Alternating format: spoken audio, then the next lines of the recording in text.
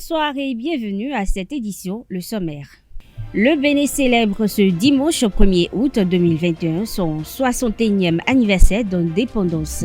Pour l'occasion, le gouvernement prévoit essentiellement deux activités. C'est en raison du contexte particulier marqué par la crise sanitaire liée au coronavirus. La 27e édition de la fête du Gari a eu lieu ce jeudi à Abomey-Calavi, organisée par l'ensemble artistique et culturel des étudiants en collaboration avec le Kousassé. Cette célébration a pour vainqueur Brunel Lokono. Le point dans un instant. Noélie Yarigo, l'athlète béninoise, s'est qualifiée ce vendredi pour les demi-finales du 800 mètres des Jeux olympiques de Tokyo 2020. Deuxième de sa série, elle s'est exprimée des précisions dans cette édition.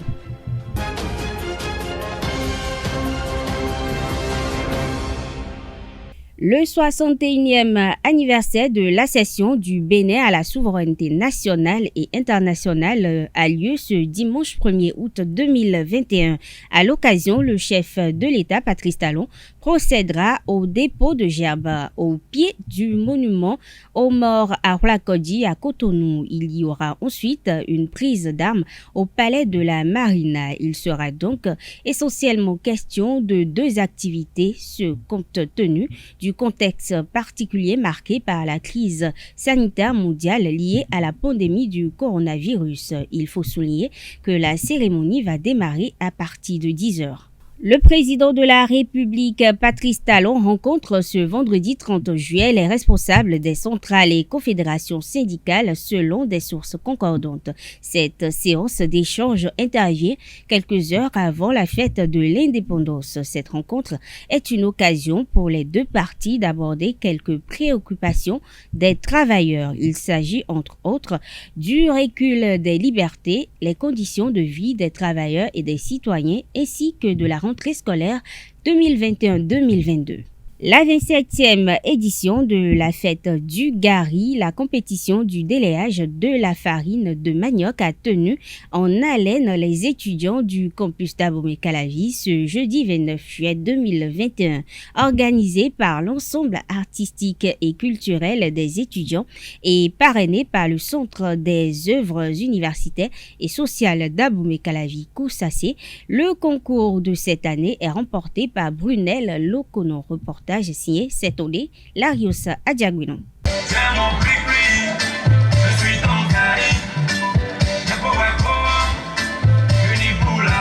Communément appelé le chlorure de soutien par les étudiants, la farine de manioc est chaque année au cœur d'un concours initié par l'UACE à l'université d'Abomey-Calavi depuis 1993. La fête du Gari, un concours au cours duquel des étudiants démontrent leur talent de grands consommateurs de cette dérivée du manioc. Et si nous sommes là ce soir, ce n'est pas seulement pour célébrer le Gari, ce n'est pas seulement pour fêter les délayeurs du campus. Nous sommes là ce soir pour valoriser, pour promouvoir la filière manioc à l'université d'Abomey-Calavi. La Fédération nationale des étudiants du Bénin FNEB soutient l'EACE dans la concrétisation de cette ambition. L'EACE, à travers son initiative, valorise notre Gari local afin quand même de ne pas permettre la concurrence qui est en train d'être installée, que nous voyons aujourd'hui, et qu'on nous dise qu'un Gari pourrait quitter la Chine pour venir concurrencer notre Gari local.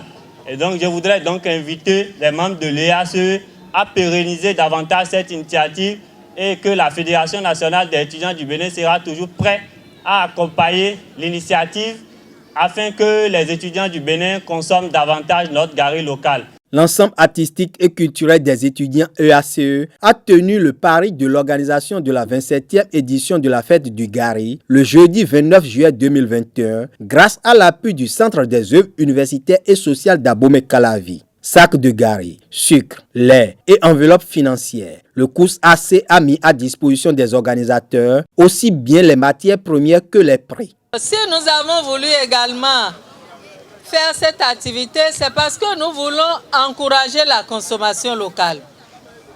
Parce qu'au Kous également, nous servons du Gari sous forme de eba. Nous servons du Gari avec le haricot, avec les spaghettis, Et l'État béninois oblige toutes les cantines scolaires et universitaires à mettre l'accent sur la consommation locale. L'engouement que je vois autour de l'activité là me conforte dans le choix que la commission d'arbitrage a fait et je les remercie au passage.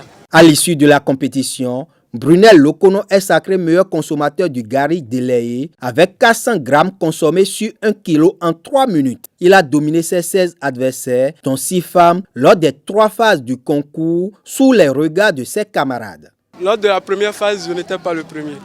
C'est pendant les 2 autres phases que j'ai été le premier. Je n'ai pas de secret, seulement que je n'ai pas versé beaucoup d'eau sur le gari et je n'ai pas perdu aussi mon temps à faire autre chose. Je me suis juste concentré sur ce que je dois faire manger le gari. Fini avec cela.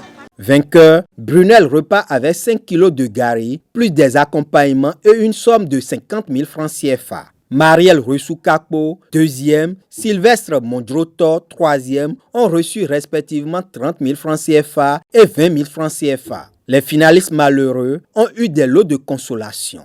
La mission évangélique Flamme du Christ a démarré son programme d'enseignement mensuel le mardi 27 juillet dernier sur sa paroisse de Lobozumba dénommée Dieu rit. Ce programme se veut rassurer les fidèles sur le fait que le Créateur se moque de ceux qui attaquent spirituellement et rit d'eux car leur fin est proche. Le programme prendra fin le dimanche 1er août 2021 par un culte d'action de grâce pour tous les bienfaits que le Créateur a accordés à ses enfants pendant cette période. Carles Kitomé a assisté au culte inaugural. Voici son récit.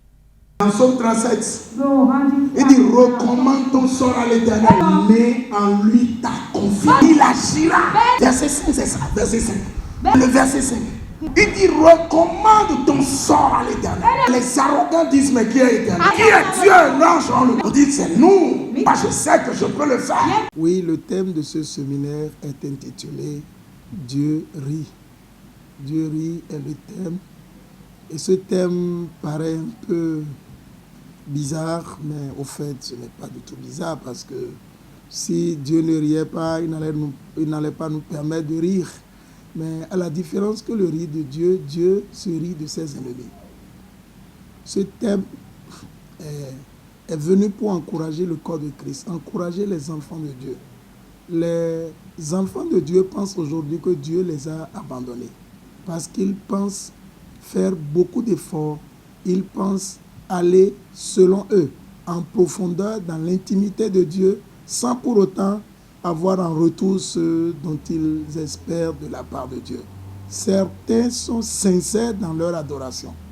Et malgré ça, ils n'obtiennent pas le retour de Dieu. À ceux-là, Dieu est en train de leur dire, le moment est venu où il va exploser sa gloire. Et je suis très ravi de ce programme, puisque beaucoup de chrétiens ont le cœur contrit, ils sont apeurés. Ils ont beaucoup de choses dans le cœur parce qu'ils sont sous le poids de beaucoup d'afflictions de la part de l'ennemi et puis ils sont accablés de toutes parts. Ils ne savent pas à quel sein se vouer. Mais ce programme est venu pour révéler le fait que Dieu est en train de rire par rapport à ça parce qu'il voit déjà la fin des ennemis. Au fait, c'est parce que les chrétiens voient que les ennemis ou bien les problèmes qu'ils traversent sont énormes et puis sont plus grands que c'est pourquoi ils sont apeurés. Et Dieu dit, Jésus dit dans Jean 14, verset 27, il dit que votre cœur ne se trouble point.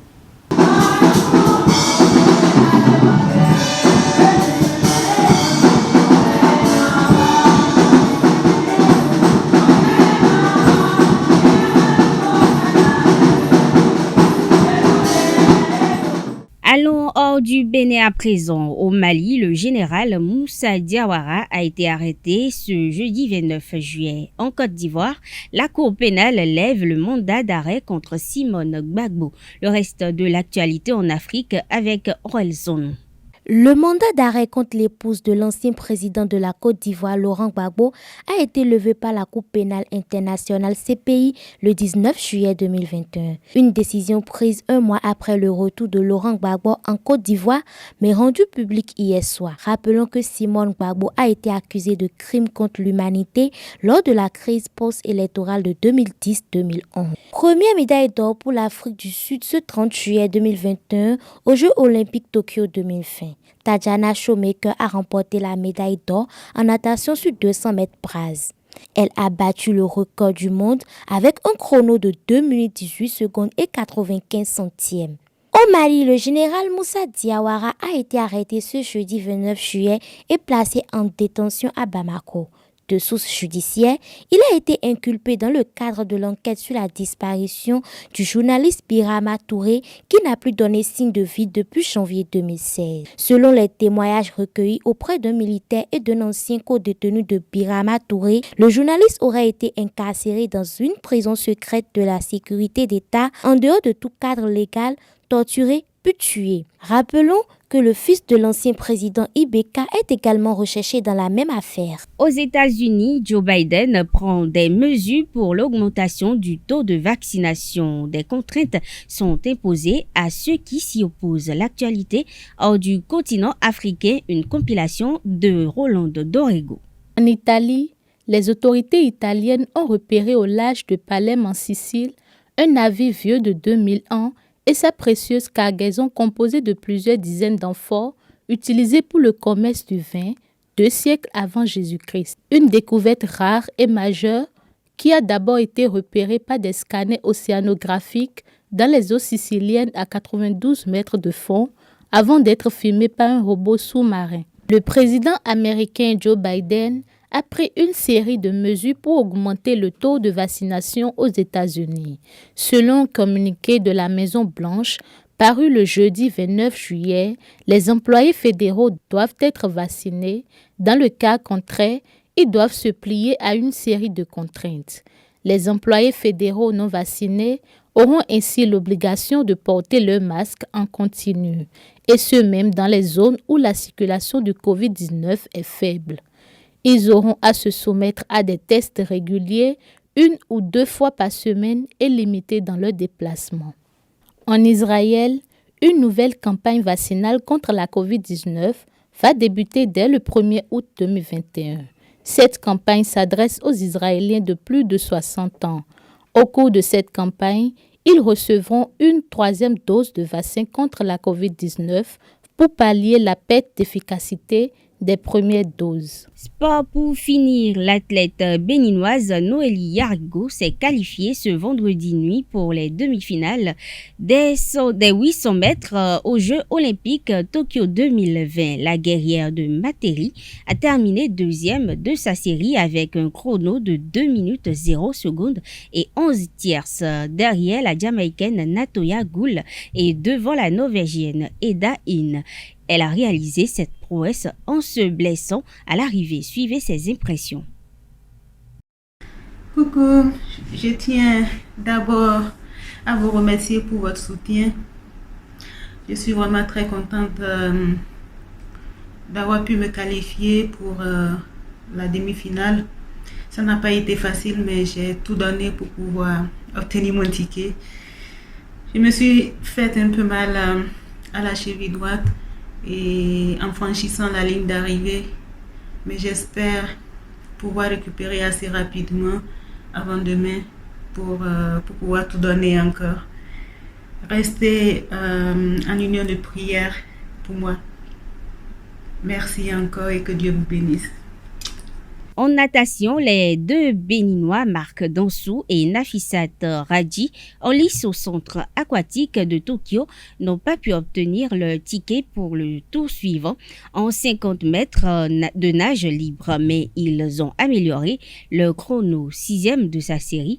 La jeune nageuse de 18 ans, Nafissat, a battu son record de 30 minutes 04 en terminant la course avec un temps de 29 minutes 99 secondes. Quant à l'expérimenté Marc Dansou, il a pulvérisé son temps d'engagement en passant de 35 minutes 32 secondes à 24 minutes 99 secondes.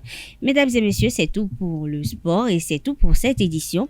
Merci de l'avoir suivi. Agréable week-end de l'indépendance à toutes et à tous.